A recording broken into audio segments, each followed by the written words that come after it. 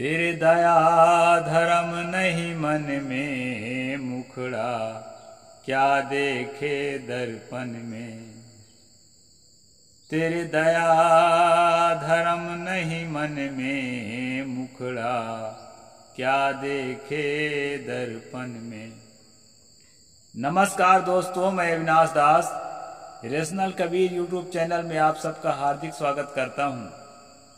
साथियों, जैसा कि आपको मालूम है, मैं सुबह सुबह ये जो पुस्तक है कबीर और रामानंद, इस पुस्तक पर सुबह सुबह स्ट्रीम करता हूँ और आप सब लोग इसको पसंद करते हैं। साथियों, सदगुरु कबीर साहेब स्वामी रामानंद जी के शिष्य थे। ये पूरा दुनिया में प्रसिद्ध है और ये किताब जो है पर्दाफाश करता है रामानंद किस परंपरा से जुड़े थे, उनकी विचारधारा क्या थी, इस पर अभी हम चर्चा कर रहे हैं। फिर आने वाले समय में ये भी चर्चा करेंगे कि कबीर की विचारधारा क्या थी और दोनों को कंपेयर करेंगे। इसलिए सारे एपिसोड्स लाइन से देखिए दोस्तों, तब आपको पूरा का पूरा समझ में आएगा क्या सच है क्या सच नहीं है। तो स्वामी रामानंद की जो विचारधारा है जिससे वो जुड़े हुए थे, उस पर अभी हम लोग चर्चा कर रहे हैं। ये परम पूज्य सनात साहेब जी द्वारा रचित किताब है, बहुत शोधपूर्ण किताब है दोस्तों, इसको आप जरूर पढ़ें। तो हम चलते हैं आगे। कल हमने देखा था कि कवच नाम के शूद्र को सरस्वती नदी में पानी पीने से ऋषि मुनियों ने रोका, आम आदमी ने नहीं कि कोई ठाकुर ठकार रोक दिया होगा। ऋषि मुनि जो धर्म के, कहना चाहिए कि धर्म के जो पुरोधा थे, और उन्हें जो है तड़प तड़प मरने के लिए विवश किया। ये स्वामी रामानंद जी की परंपरा है दोस्तों। अब इसी परंपरा में आगे चल करके स्वामी रामानंद होते हैं, और वो कितना सुधारवादी थे आगे हम समझेंगे। अभी हम समझ लेते हैं इसी परंपरा को और समझ लेते हैं दोस्तों। आगे साहिब जी लिखते हैं, वेद पढ़ने और सुनने आदि पर गौतम सूत्र का विधान देखने योग्य है। इसको हालांकि मैं अंतिम में बोला था, लेकिन और ले लेता हूं, अच्छे से समझ जाएंगे। अथ हास्य वेद मुप श्रृणवा तस्त्र पुंद चुप्तुभ्याम सोत्र प्रति पूर्ण मुदाहरणे जिभ्याच्छेदो शरीर धारणे शरीर भेदा। ये 4 है। गौतम धर्म सूत्र।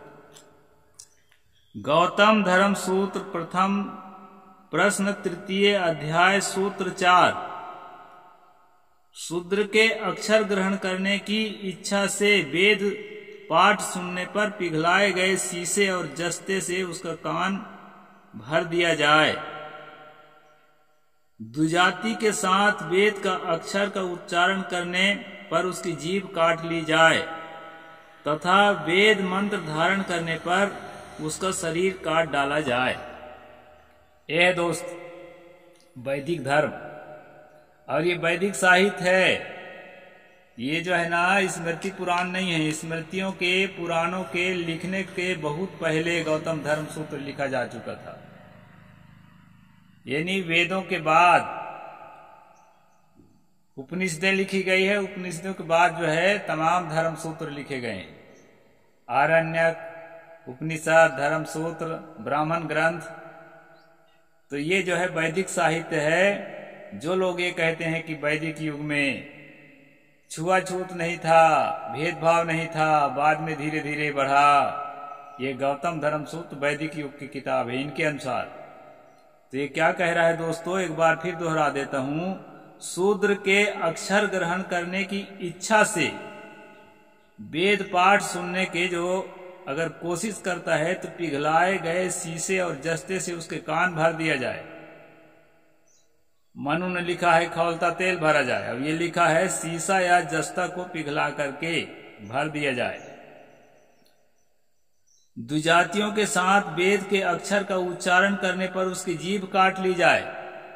अगर कहीं पढ़ाई चल रही है और धोखे से सुन ले किसी बात को, इनके ज्ञान की बात को, और सुन करके उच्चारण कर ले तो उसकी जीभ काट दिया जाए।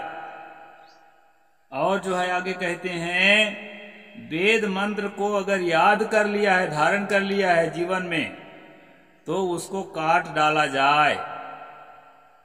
ये है दोस्तों वैदिक धर्म। और आगे क्या कहते हैं, आसन शयन वाक्य पथ्यु सम प्रेष सुदंडय। द्विजातियों के साथ आसन शयन वार्तालाप और मार्ग में समानता प्राप्त करने का यत्न करने पर शूद्र दंड होता है। शायद इसको भी मैं कल बताया था। आगे बढ़ते हैं। न शूद्रे किंचित, ये 10 नंबर है। शूद्र का वाणी द्वारा तिरस्कार करने पर ब्राह्मण किसी दंड का भागी नहीं होता है। शूद्र को कितना भी अगर गाली बकता है ब्राह्मण, उसको कोई दंड न दिया जाए। लिखा है ना रामचरितमानस में, सापत ताड़त परुष कहंता विप्र पूजे असगा वही संता। अब कौन कह रहा है मालूम?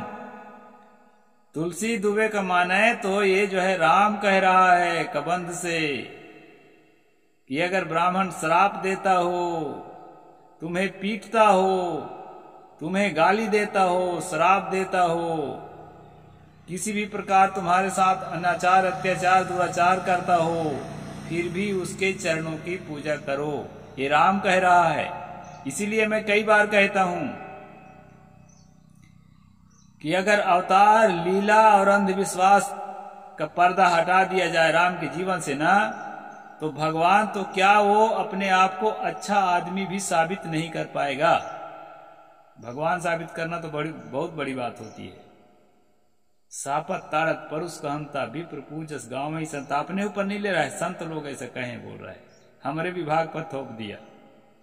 इतना चालाक आदमी था राम, तुलसी के अनुसार हम देखे नहीं। दोस्तों यहां पर कहता है कि शूद्र का वाणी द्वारा तिरस्कार करने पर ब्राह्मण किसी दंड का भागी नहीं होता है। आपस्तंभ धर्म सूत्रकार लिखते हैं, प्रथम 3 वर्णों के गुणगान व्यक्ति की निंदा करने या उसको अपशब्द कहने पर शूद्र की जीभ काट लेनी चाहिए। यानी आपको ब्राह्मण अगर गाली देता है तो किसी दंड का भागी नहीं है, लेकिन अगर तुम गाली दे दिए उसको तो जीभ तुम्हारी काट ली जाएगी राजा के द्वारा, राजा के आज्ञा के द्वारा। ये है वैदिक युग। आपस्तंभ धर्म सूत्र की बात है। ये भी स्मृति काल नहीं आया है। स्मृति तो मैं सुनाता ही हूं शाम टाइम आप लोगों को, मनु स्मृति, उसको भी रोज सुना करिए, तब समझ में आएगा। तब अंधेरा से निकलेंगे और हम लोग जो हैं शुद्ध कबीरपंथी बन सकेंगे। नहीं तो आधा हिंदू आधा कबीरपंथी मिक्स से रह जाएंगे। मिक्स से निकलना है। आगे कहते हैं, अब शब्द कहने पर जीभ काट लेनी चाहिए। उसके मूल मंत्र इस प्रकार है, जिभ्याच्छेदनम शूद्रस्सा मार्या धार्मिक क्रोशतः। ये जो है 14 नंबर है आपस धर्म सूत्र का, आपस्तंभ धर्म सूत्र का। जो शूद्र प्रथम 3 वर्णों के पुरुषों के साथ वार्तालाप में, मार्ग में, शैया पर, बैठने के आसन पर तथा अन्य कर्मों में समानता का व्यवहार करे, उसे डंडे से पीटने का दंड दिया जाए। ये है विद्वान ऋषि की वाणी। अगर शूद्र जो है ना वार्तालाप करने में, बातचीत करने में, या रास्ता चलने में, या कुर्सी पर बैठने में, आसन तथा अन्य काम में समानता का व्यवहार करे, मतलब आपकी बराबरी करने की कोशिश करे, तो उसको डंडे से पीटने की सजा दिया जाए। दोस्तों आज देहात में छुआछूत खत्म हो गया है। संविधान के डर से या जैसा भी हो, लेकिन जानते हैं जातिवाद कहाँ है? ये जातिवाद ऊपर चला गया है। आप कुर्सी पर आपको बैठते हुए नहीं देख पा रहे हैं, इसलिए जो है ना, आपके आरक्षण के रहते हुए भी आपको भागीदारी नहीं दी जा रही है। ये कुर्सी पर बैठेंगे ना तो इनके कदम चूमना पड़ेगा हमको। इस बात का बराबर ख्याल रख रहा है ब्राह्मण।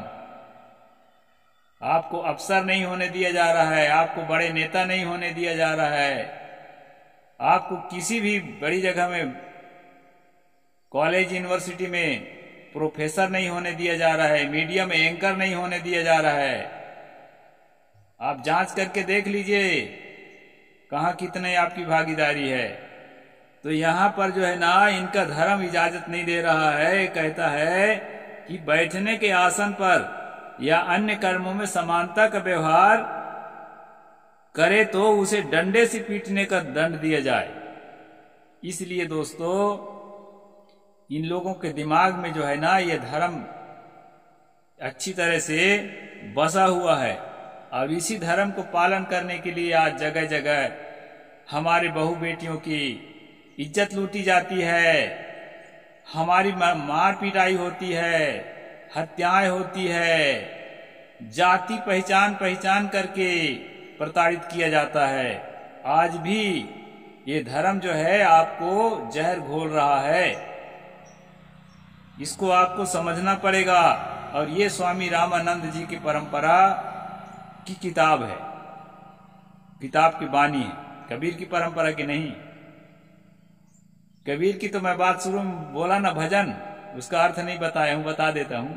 तेरे दया धर्म नहीं मन में मुखरा, क्या देखे दर्पण में, क्या चेहरा सजा रहे हो दर्पण देख देख कर। सदगुरु कहते हैं, अरे तेरे अंदर तो दया नाम का धर्म है ही नहीं है, जो असली धर्म है वो है ही नहीं है। इसको मारो, इसको काटो, इसको ऊपर मत उठने दो, इसको कुर्सी पर न बैठने दो, इसको मार्ग में बराबरी न चलने दो। ये कौन सा दया धर्म है रे भाई? इसलिए सदगुरु कबीर साहब तो इनके धर्म की धज्जी वैसे उड़ा दिया था। सदगुरु का मार्ग बिल्कुल अलग है दोस्तों, सच्चाई का मार्ग है, धर्म का मार्ग है।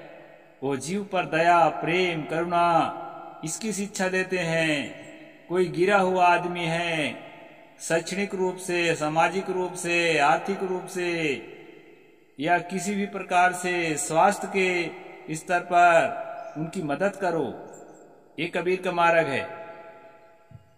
जो कहते हैं कि स्वामी रामानंद के शिष्य थे कबीर, दोनों के मार्ग को देखते रहिए, अभी और आगे खुलता जाएगा पर्दा।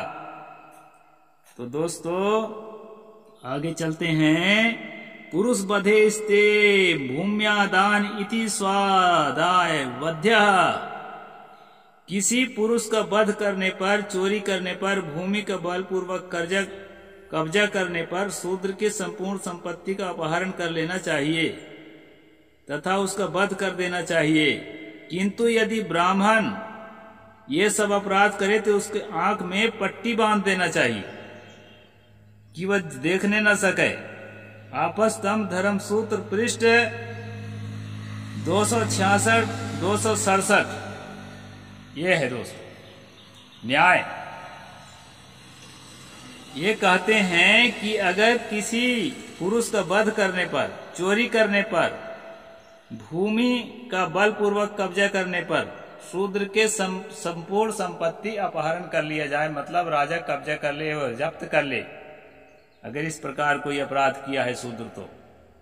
लेकिन वही अपराध अगर कोई ब्राह्मण करता है तो उसके आंखों में पट्टी बांध दिया जाए, ये उसके लिए सजा है कि वो देख ना सके।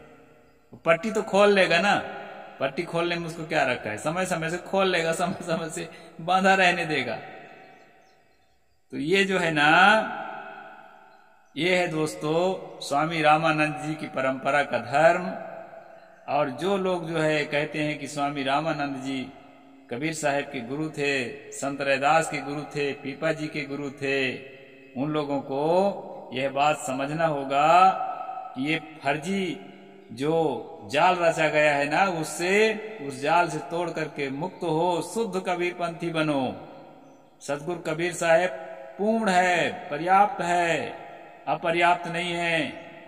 उसका मार्ग पर्याप्त है, अपने आप में संपूर्ण है।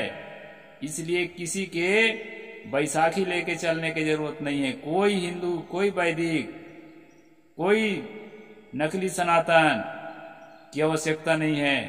कबीर साहब का मार्ग जो है अपने आप में संपूर्ण है, पूर्णता है। इसमें कोई किसी के सहारा लेने की जरूरत नहीं है, ना हम किसी का शाखा नहीं है। इस बात को ठीक से समझिए। इसी के लिए मैं स्ट्रीम चलाता हूँ। दया, करुणा, प्रेम, सरलता, सहजता, उपकार, ये सब का संगम है सतगुरु कबीर साहब। किसी को शूद्र कह करके अपमान करने का नाम कबीर पंथ नहीं है।